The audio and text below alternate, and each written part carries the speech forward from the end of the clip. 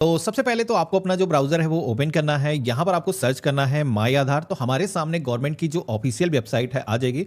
वैसे इसका जो लिंक है हमने वीडियो के डिस्क्रिप्शन में और पिन कमेंट के अंदर भी आपको दे रखा है, जहाँ से आप डायरेक्टली इस पोर्टल पर आ सकते हो। अब जैसे कि यहाँ पर हमें करेक्शन करना है अपने आधार के अंदर, तो हमें लॉगिन करना होगा। तो लॉगिन की टैब पे हम क्लिक करेंगे और अपना जो आधार नंबर है यहाँ पर दर्ज करेंगे। एक कैप्चा कोड यहाँ पर दिखेगा, तो ये जैसा है कैपिटल स्मॉल सेम वैसे यहाँ पर दर्ज करना है। लॉगिन विद ओटीपी वाले ऑप्शन पे क्लिक करना है। तो हमारे मोबाइल फ़ोन पर एक वेरिफिकेशन के लिए ओटीपी आएगा, जो कि हम यहाँ पर दर्ज करेंगे और लॉगिन के ऑप्शन पे क्लिक करेंगे। तो इस तरीके से आप देखोगे कि हम पोर्टल के अंदर लॉगिन हो चुके हैं। अगर हम प्रोफाइल की टैब पे क्लिक करेंगे तो यहाँ पर हमारा आधार कार्ड का फ्रंट साइड और इसी के साथ में फ्लिप करेंगे तो आधार कार्ड का बैक साइड यहाँ पर देखने को मिल जाता है। अब जैसे कि मैंने वीडियो की शुरुआत में ही आपको बताया था कि आधार कार्ड के अंदर जैसे कि आप देखोगे कि यहाँ पर पते से पिता का जो नाम है वो रिमूव किया जा चुका है। यहाँ पर करेक्शन करने के जो ऑप्शन है वो भी गवर्नमेंट ने हटा दिया है। तो इसको कैसे करेक्शन करना है, कैसे पिता का नाम लाना है, वो सारी चीज़ें आपको बताने वाला हूँ। तो कैसे आपको चेंजेस करना है मैं दिखा देता हूं। तो इसके लिए हमें एड्रेस अपडेट के ऑप्शन पे ही क्लिक करना है। इसी ऑप्शन के जरिए आप अपने पिता पति का नाम ऐड कर पाओगे, अपने पते के अंदर भी चेंजेस कर पाओगे। अब पहले हम आते थे तो यहाँ पर अपडेट आधार ऑनलाइन सेलेक्ट करते थे, क्योंकि इसके जरिए करेक्शन करना पहले काफी आसान था। लेकिन अभी गवर्नमेंट ने केयर आपका जो सेक्शन है वो हटा दिया है, जिसकी वजह से बहुत बड़ी प्रॉब्लम खड़ी हो गई। अब आपको पिता पति के नाम के अंदर करेक्शन करना है, तो अब आपको हेड ऑफ फैमिली यानी कि एचओएफ बेस्ड आधार अपडेट करना होगा। तो यहाँ पर सेकंड ऑप्शन आपको मिल जाता है, इसी के माध्यम से हम करेक्शन करेंगे। अभी आप देखोगे कि प्रोसेस के अंदर भी काफी चेंजेस हुए हैं। टोटल 8 स्टेप के अंदर आधार के अंदर अपडेशन होंगे। हालांकि टोटल 4 स्टेप ये यूजर को कंप्लीट करने हैं। लास्ट के जो 4 स्टेप हैं ये यूआईडी की तरफ से कंप्लीट किए जाएंगे। तो हमने हेड ऑफ फैमिली वाले ऑप्शन पे क्लिक किया है।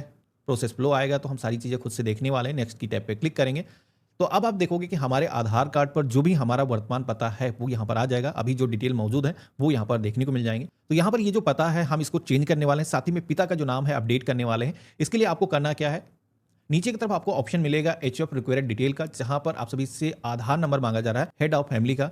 तो यहाँ पर आप जिनका भी नाम अपने आधार कार्ड पर लाना चाह रहे हो, जैसे कि आप अपने पिता का या फिर पति का, तो उनका जो आधार नंबर है यहाँ पर आप दर्ज करोगे। तो जैसे कि हमने अपने पिता का जो आधार नंबर है दर्ज किया है, तो आप देखोगे कि हमारे पिता के आधार कार्ड से जो भी नंबर जुड़ा हुआ है मोबाइल नंबर, वो यहाँ पर कुछ डिजिट उसकी देखने को मिल जाएंगे। तो यहाँ पर ये जो नंबर है एक्टिव होना चाहिए, क्योंकि वेरिफिकेशन होगा तभी हम करेक्शन कर पाएंगे। हमें एचओएफ रिलेशन के सेक्शन में आना है।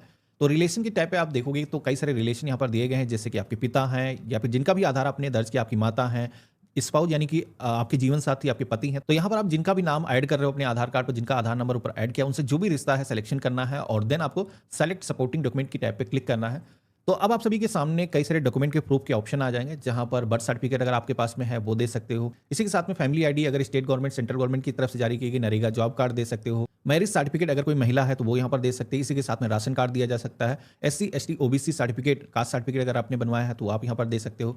सेल्फ डिक्लेरेशन का भी ऑप्शन यहाँ पर मिलता है, क्योंकि कई बार क्या होता है डॉक्यूमेंट तो यहाँ पर कई सारे दिए गए हैं, लेकिन रिश्ते की प्रूफ की जब बात आती है, क्योंकि हमारा नाम और इसी के साथ में जो हमारे पेरेंट हैं जिनका भी हम यहाँ पर नाम एंटर कर रहे हैं, तो दोनों का जो रिलेशन है उस डॉक्यूमेंट से साबित होता हो। अगर आपके पास में कोई भी डॉक्यूमेंट नहीं है तो ऐसे में क्या है, यूआईडी की वेबसाइट पर एक सेल्फ डिक्लेरेशन का फॉर्म मिल जाएगा। हालांकि मैंने वीडियो के डिस्क्रिप्शन में आपकी सहूलियत के लिए उस फॉर्म को दे रखा है, आप उसे डाउनलोड करके प्रिंट कर लेना। इसमें पहले सेक्शन में आप सभी को पिता का जो नाम है यहाँ पर मेंशन करना है। इसी के साथ में उनका जो एड्रेस है जो भी उनके आधार कार्ड पर है यहाँ पर मेंशन करना है और उनका आधार नंबर यहाँ पर दर्ज करना है। अब इसके बाद में 1 2 3 यहाँ पर जो ये सेक्शन दिए गए हैं, जिसके अंदर सबसे पहले तो जो भी यहाँ पर पता लाना चाह रहा है, जैसे कि बच्चा है उनका बेटा है, तो यहाँ पर नाम अपना लिखेगा। इसी के साथ में वो आधार नंबर जिसमें वो जो पता है लाना चाह रहे हो पिता वाला, यहाँ पर दर्ज करना है। रिलेशन क्या है, तो जैसे कि पिता है तो उनकी तरफ से फॉर्म भरा जाएगा, तो हम यहाँ पर सन लिख देंगे। अब इसी के साथ में सेकंड सेक्शन में नाम लिखना है, थर्ड सेक्शन में नाम लिखना है और हेड ऑफ फैमिली को सिग्नेचर करना है, यानी कि जो पेरेंट हैं माता पिता में से जो भी साइन कर रहा है वो यहाँ पर सिग्नेचर करेगा, डेट मेंशन करेगा और इससे ही स्कैन करके आप यहाँ पर सेल्फ डिक्लेरेशन को अगर आप सेलेक्ट करते हो तो अपलोड कर सकते हो। अब मेरे पास में जैसे कि राशन कार्ड मौजूद है तो हम राशन कार्ड सेलेक्ट करेंगे और ओके के ऑप्शन पे क्लिक करेंगे। यहाँ पर आपको बताया जाता है कि आप जो भी डॉक्यूमेंट दे रहे हो उस पर, जैसे कि मैंने पहले बताया, रिलेशन आपका साबित होता हो और क्लियर विजिबल आपका डॉक्यूमेंट होना चाहिए। अगर डॉक्यूमेंट अच्छे तरीके से विजिबल नहीं होगा तो आपकी एप्लीकेशन रिजेक्ट भी हो सकती है। तो हमने यहाँ पर सेलेक्ट कर लिया है और सेलेक्ट सपोर्टिंग डॉक्यूमेंट की टैब पे क्लिक करेंगे। अब यहाँ पर डॉक्यूमेंट को आपको सिलेक्शन कर लेना है। अब एक चीज़ बता देता हूँ कि यहाँ पर डॉक्यूमेंट अगर 2 हिस्सों के अंदर है, कई बार क्या होता है जैसे कि वोटर आईडी कार्ड हो गया, राशन कार्ड हो गया, पासपोर्ट हो गया, तो ऐसे जो डॉक्यूमेंट होते हैं फ्रंट और बैक साइड 2 अलग अलग सेक्शन होते हैं, तो दोनों को मर्ज करके उनकी एक फाइल बनानी है, वही आपको अपलोड करना है। तो अगर आपने मोबाइल फ़ोन से किया है, आपके पास में उसकी सिंगल फाइल नहीं है, तो मेरी वेबसाइट को आप यूज़ कर सकते हो।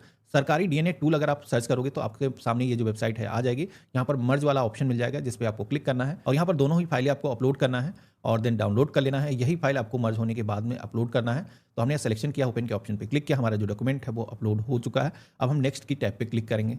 तो इस तरीके से आप देखोगे कि अब हम पेमेंट पेज पर आ चुके हैं, जहाँ पर ये जो करेक्शन है इसको करने के लिए 50 रुपये की फीस आपको ऑनलाइन पेमेंट करनी है। तो यहाँ पर रेजर पे, पेयू में से कोई भी एक पेमेंट गेटवे का ऑप्शन आपको सिलेक्शन करना है और देन आपको पेमेंट करने के लिए कई सारे ऑप्शन आ जाएंगे, जैसे कि आप UPI, credit card, net banking, wallet के माध्यम से ऑनलाइन अपना जो पेमेंट है वो कर सकते हो। यूपीआई के केस में आप चाहो तो क्यूआर कोड स्कैन कर सकते हो या फिर अपनी जो यूपीआई आईडी है मैनुअली इंटर कर सकते हो।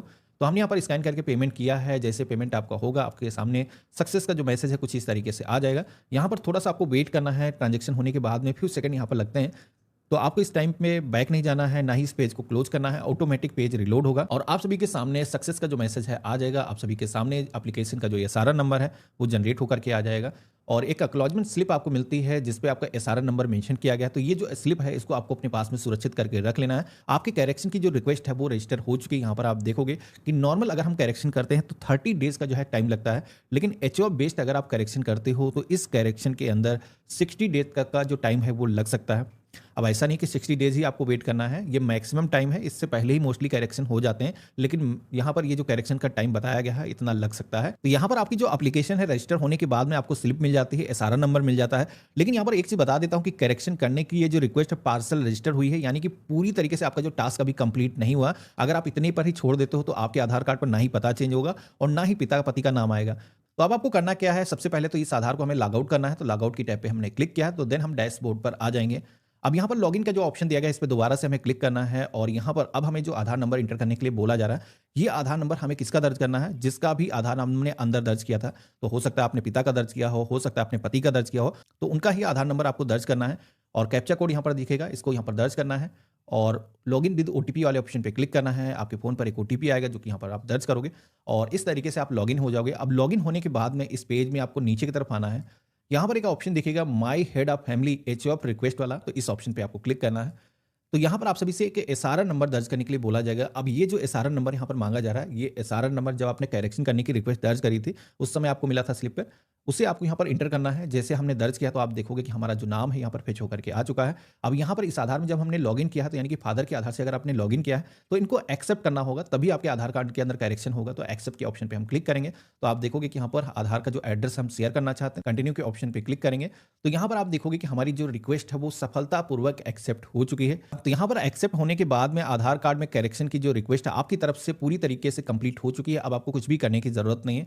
आप डैशबोर्ड पर अगर आप आओगे तो आधार कार्ड की करेक्शन की जो रिक्वेस्ट आपने दर्ज करी, जैसे कि पेरेंट ने एक्सेप्ट कर रखा होगा, तो यहाँ पर वो जो अपडेट है आपको देखने को मिल जाएगा। अब यूआईडीए की बारी आती है, उनकी तरफ से एक्शन लेना है, यानी कि एक बार वेरिफिकेशन करना है, उसके बाद में करेक्शन आपका हो जाएगा। तो ये जो तरीका मैंने आपको बताया है, इस तरीके से आप अपने आधार कार्ड के अंदर पिता के आधार के एड्रेस के जरिए अपने आधार के अंदर करेक्शन कर सकते हो। उनका जो पता है आपके आधार कार्ड पर आ जाएगा। अगर आपके पास कोई डॉक्यूमेंट नहीं है तब भी आपका जो करेक्शन है सेल्फ डिक्लेरेशन के माध्यम से हो जाएगा। इसमें आपके पिता पति का जो इंफॉर्मेशन है वो भी साथ ही में शेयर हो जाता है, क्योंकि इसी के माध्यम से आप करेक्शन किए जा सकते हैं। नॉर्मल जो ऑनलाइन अपडेट का ऑप्शन मिलता था वो ऑप्शन गवर्नमेंट ने हटा दिया है। उसके पीछे रीजन ये दिया गया है, नोटिफिकेशन रिसेंटली एक जारी किया गया था जिसके अंदर कहा गया था कि केयर ऑफ के सेक्शन में जो पिता पति को ऐड करने का ऑप्शन दिया जाता है उसके अंदर यूआईडी उसका कोई ऑफिशियल डॉक्यूमेंट आप सभी से डिमांड नहीं करता है। इसी वजह से कई सारे लोग उसका मिसयूज करते हैं, धोखाधड़ी में कई बार इस्तेमाल करने की कोशिश की गई, तो इसी वजह से वो जो ऑप्शन है वो हटाया गया।